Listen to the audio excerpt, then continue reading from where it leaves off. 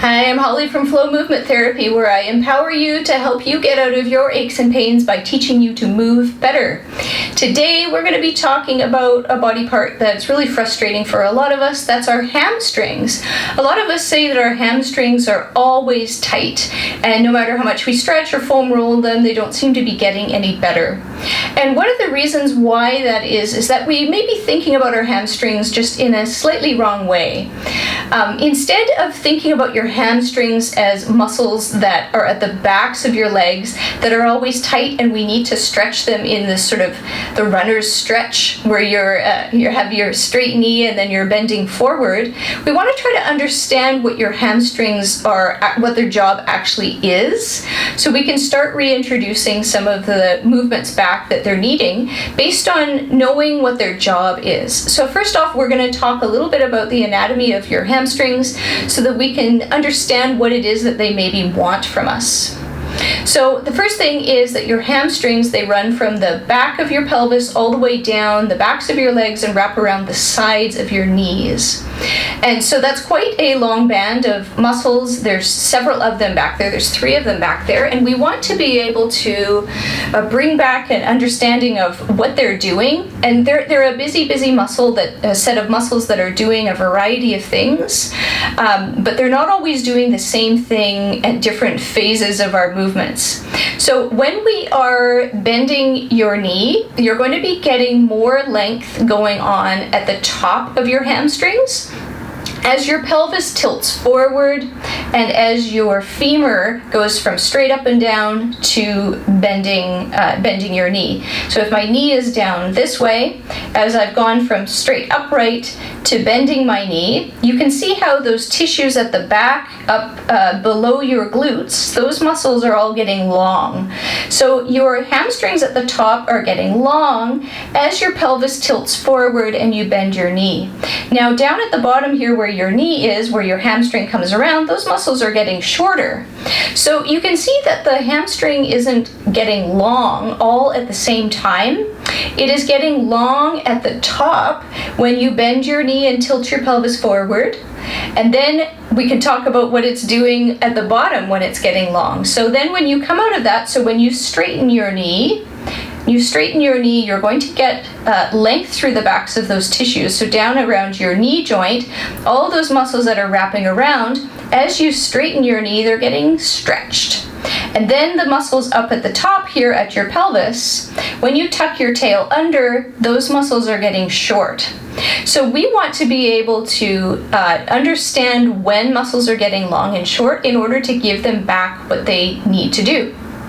And what happens is that if we stretch our hamstrings out so that they're long at both ends, that's something that they pretty much never encounter. And so it's not really giving them feedback that's useful to them. It's just going to be a very stoppy, kind of rigid type of stretch that doesn't feel very good.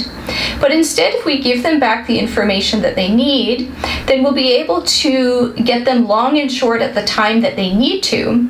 And that will help them understand what their job is and hopefully get a little bit less cranky at you.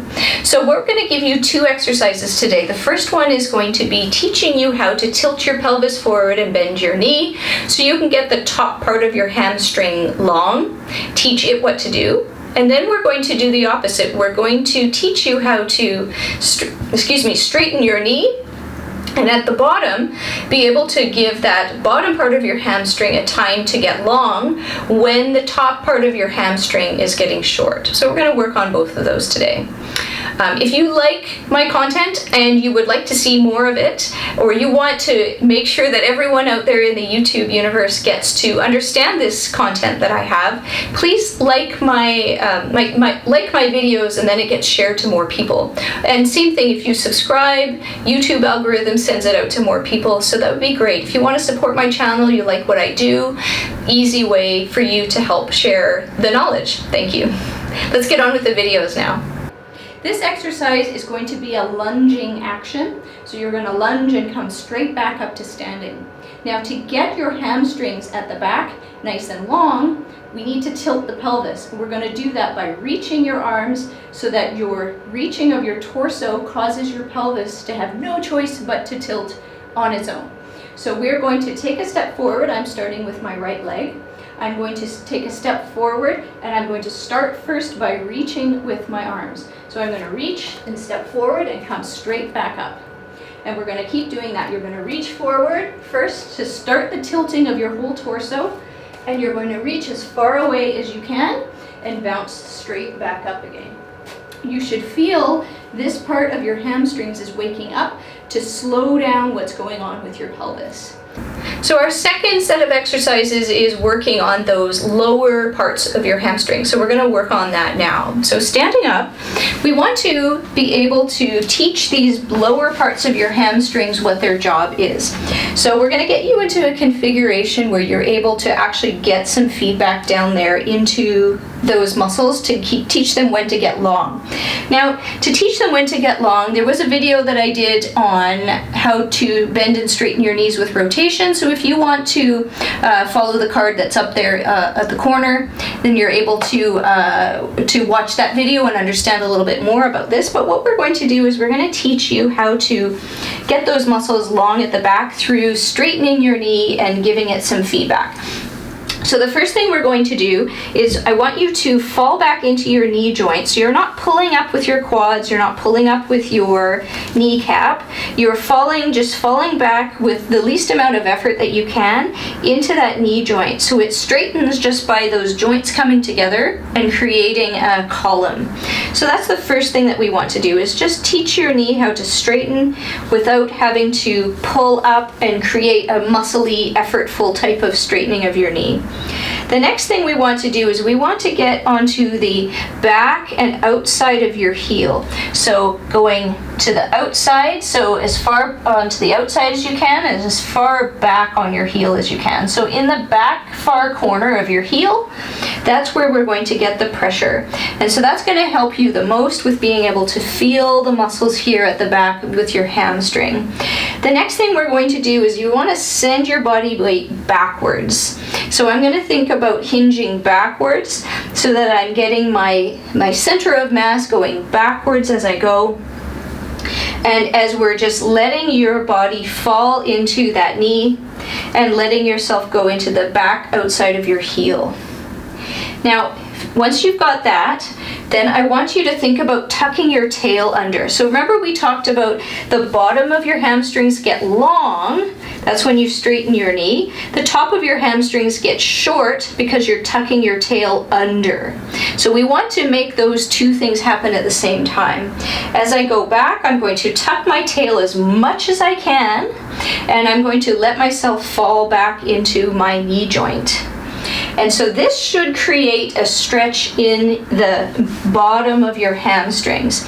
If you're not feeling a stretch there, then you want to check out where the weight is in your heel. You want to check out whether you are straightening your knee. And then we also want to see if you are actually tucking your tail under. So for many of us, we're used to sticking our butts out and stretching our hamstrings from top and bottom. So this may be a little bit of a reprogramming for you, to be able to notice that there's something else that your hamstring wishes you would do. The other bit that we want to do is I'm going to send my pelvis over top of that leg that we're working on. So that's going to give me even more stretch in different parts of my hamstring, but we want to make sure that if you're doing that, you're not losing the tucking of your tail under. And so this exercise, if you're getting all of those points, you should be feeling the stretch along the back of behind your knee, but not up at the top of your hamstring. So practice both of those exercises for your hamstring, giving your body the feedback it needs at the top and the bottom at appropriate times. And of course, try out the other leg too, but use these as warm-ups before you're going to do something where you're having to use your hamstrings a lot. If you're reprogramming things going on in your hips and your pelvis, these are going to be great to be reintroducing when muscles should be doing their thing, rather than when they may be doing it because of injuries or things you've been told about how you should move your body. So thanks for watching. I hope that was useful. Of course, comment in the comments below and let me know if there's any other parts of your body that you want some exercises for. Thanks for watching. Hey, if you like my content, 3 easy ways to support my channel. The first one is to like the video so that more people get shown my content. The second way is to subscribe, because then more people get to see my content. And if you like what I have to say, comment below and I will do my best to make videos to support what you need. Thank you.